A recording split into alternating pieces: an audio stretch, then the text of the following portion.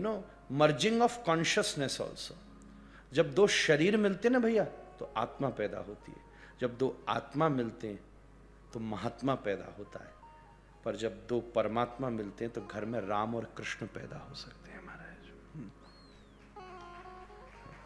ये आप अपनी अपनी चेतना को कितना कितना विकसित कर चुके हैं इस पर निर्भर करता है।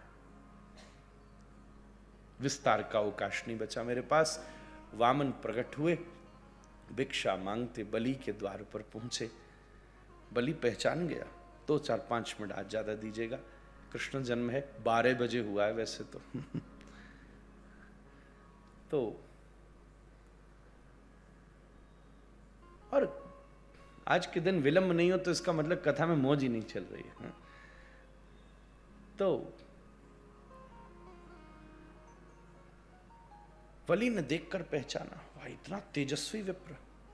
द्वार पर खड़े होकर बोला, प्रभु मेरे देने का समय है, ये लगता है मेरे जन्म जन्मांतरों के पुण्य आपके रूप में मेरे द्वार पर आए हैं, बताइए मैं आपकी क्या सेवा करूं। वामन ने कहा, प्रहलाद के पौत्र को याचक की याचना जाने बिना उसको दे देने का वचन देना कोई आश्चर्य की बात नहीं है। मेरे मन में कोई कामना नहीं, पर फिर भी मेरे लेने से तेरा कल्याण होगा, इसलिए मैं मांगता हूं। लेने और देने में 2 शर्त होनी चाहिए भैया। लेने वाले में लोभ ना हो, देने वाले में कृपणता ना हो, बस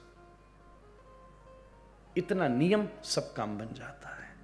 फिर एक का सिक्का भी मौज देता है, एक खरब भी मौज देता है। इन दोनों में से एक भी बैलेंस बिगड़ा तो लेना देना बिगड़ जाता है। सब दे दो फिर भी लोभ करता है। ओहो हो। एक आदमी जा रहा था, रात का अंधेरा था, लगा चोर चुरा लें, तो उसने एक छोटा सा 1 रुपया का सिक्का एक दीवार में छुपा दिया। अगले दिन लेने जा रहा था, राजा ने देखा रेगिस्तान में आ रहा है, कहां जा रहा भैया, क्या बात है, इतनी गर्मी है। बोले महाराज रात में जा रहा था, मैंने आपके दक्षिण वाले द्वार पर एक सिक्का छुपा दिया था, लेने जा रहा हूं। राजा बोला कहां परेशान होगा, ये ले। बोला अच्छी बात है धन्यवाद, पर वो ले आऊंगा तो 2 हो जाएंगे। बोले 2 ले, बोले वो ले आऊंगा तो 3 हो जाएंगे। बात इतनी बढ़ गई कि राजा बोला तुझे आधा राज्य देता हूं, तो बोले वो भी दक्षिण द्वार वाला देना, वो एक जाना नहीं चाहिए। लोभ ऐसा ही कराता है। और कृपणता मक्खी गिर जाए ना खीर में तो लाला जी ने सोची छोड़ो, पर देखा यार बड़ी महंगी है। फिर सोचा मक्खी निकालूं, फिर देखा मक्खी के भी 2-4 बूंद चिपकी हुई थी। तब एक लोकोक्ति बनी, पता है कौन सी? बाबूजी पकड़ गए। हाँ, कंजूस। मुझे ऐसा लगता है इसी घटना से पैदा हुई होगी। कृपणता और लोभ, इन 2 की बैलेंस सब बिगाड़ देता है। ये 2 सही हो, लेने वाले में लोभ नहीं, देने वाले में कृपणता नहीं, मौज ही मौज है। फिर जा। प्रभु बोले मेरे पग के बराबर 3 पग भूमि दे दे। पैर देखे तो 1 नंबर का जूता भी बड़ा हो, इतने बड़े पैर। बोले मांग ही रहे हो तो ज्यादा मांग लो। बोले ना, जो बोल दिया सब बोल दिया, अब तो इतना ही है। पहला दरबार इतिहास में लगा है जहां देने वाला कह रहा है और ले लो, और लेने वाला कहता है चाहिए नहीं। नहीं तो हर बार उल्टा होता है, लेने वाला कहता थोड़ा और, देने वाला कहता अब नहीं देता। शुक्राचार्य जी बैठे माथो घूमो, बोले ब्राह्मण और संतोषी, सच अ हार्ड कॉम्बिनेशन दो। कौन को बेटा है ये जो कह रहा चाहिए ही नहीं, और आंख बंद करके देखा तो नारायण का दर्शन हुआ। इनको कुछ न देना, कुछ न देना, देवताओं का काम बनाने साक्षात विष्णु पधारे, देवा नाम कार्य साधयेत साक्षात विष्णुरव्ययः। बलि की आंखें भीग गई। सही कहा है किसी ने, सामने खड़े थे गोपाल, पर बिना गुरु के दिखाए गोपाल को देख नहीं सका। आपकी जय हो बलिहार मेरे सदगुरु, जो तेने सामने द्वार पर आई गोपाल का दर्शन करा दिया। और गुरु जी आप एक बात चूक गए, कहना चाहिए था दाता मांगने आया है, आज सब लुटा दियो। आप जानते हो हम राम जी के वंश को रघुवंश क्यों कहते हैं? हम तपन भैया को उस दिन बता रहे थे, रामवंश, राम के बाद भी उसका नाम रामवंश नहीं पड़ा। रघु जैसा हर 10 वर्ष में रघु सब बांट देता था, 10 वर्ष तक इकट्ठा करता था और 10 वर्ष बाद अपने रहने का कमरा भी बांट देता था, सड़क पर आ जाता था और फिर 10 वर्ष में गगनचुंबी चीजें खड़ी करके फिर बांट देता था, to decentralise the whole community. अर्थशास्त्र का सूत्र है, ये रघुवंश है। कह दिया तो कह दिया, प्रभु अब तो मांग लो।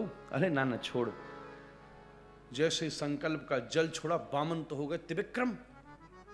अब तो 1 खरब नंबर का जूता भी छोटा पड़ जाए। एक पैर में नीचे के लोग, एक पैर में ऊपर के लोग, सब नाप डाले, पता तीसरा पैर कहां धरूं। बलि बोले प्रभु अभी तक जो नापा ना तो वो मेरा ना मेरे पिताजी का, तुमने दिया था वापस ले लिया, अब मैं अपना प्रोडक्शन आपको देना चाहता हूं। बोले जीव का उद्धार तब नहीं होता जब आप उसकी धन और संपत्ति नापते हो, जीव का उद्धार तब होता है जब आप उसका अभिमान नापते हो। महाराज तीसरा चरण मेरे शीश पर धर दो प्रभु। पहला चरण था भैया ज्ञान का, नाप गए प्रभु, ज्ञानी उनसे बड़े ज्ञानी हो जाओगे। दूसरा चरण था वैराग्य का, नाप गए, क्या उनसे बड़े वैरागी हो जाओगे। पर जब तीसरा चरण था भक्ति का, प्रभु भी शिथिल पड़ गए। अरे अरे बलि, मैं तुझे लूटने आया था, तैने मुझे लूट डाला, क्या दूं मैं तुझे, चिंता मत कर, अगला इंद्र तू बनेगा, तेरा चौकीदार बन के मैं खड़ा हूं। भगवान ने अपने हाथ से, सारी दुनिया ब्रह्मा जी ने बनाई है, पर नारायण ने अपने हाथ से बलि के लिए सुतल की रचना करी है। कहा मैं तेरा घर बना के रखूंगा, अब तू मेरा है और द्वारपाल बन के मैं खड़ा रहूंगा। बहुत दिन से वैकुंठ गई नहीं, लक्ष्मी जी गवड़ाई, पता चलो पतिदेव कहां, बोले वॉचमैन बन गए वो तो। तब पहुंचे बलि के, राखी बांधी, का बैंड हो गई, क्या चाहिए, बोले उपहार में वो जो तेरे द्वारपाल है ना उन्हीं को दे दे मुझे। तब वापस लेकर आई। ऐसी भी एक कथा आती है, 4 हमने सुना दी, 5वीं और 6वीं बस 10-15 मिनट। 5वीं सूर्यवंश की कथा है, जिसमें श्री सुखदेव जी 9वें स्कंद में प्रभु श्री राम के रामायण का वर्णन करते हैं।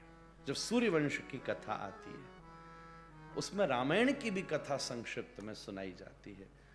गुरुवर्थे त्यक्तराज्यो विचरदन वनम पद्मपद्भ्याम प्रियायाम पाणिस्पर्शा क्षमाभ्याम मृजतपतरुजो यो हरिन्द्रानुजाभ्याम वैरूप्या सुर्पणख्या प्रिय बिरहरुषा रोपित भ्रूव्रजम्भ त्रस्ताब्धिर्बद्ध सेतु खलदब दहन कौशलेन्द्रोवतान्न।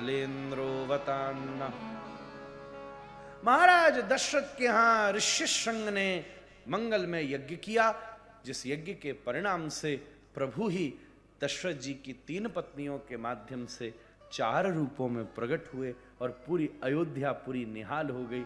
आपको कोटि कोटि, आज केवल कृष्ण जन्म नहीं, राम जी का भी कथा में प्रागट्य होता है। और मैंने देखा शत्रुघ्न भैया के घर भी और हमारे भरत भैया के घर भी, कि सब जगह राम जी विराज रहे हैं भीतर मंदिर में। इसलिए आपको राम जन्म की भी खूब खूब बधाई हो, बधाई हो, बधाई हो, बधाई हो।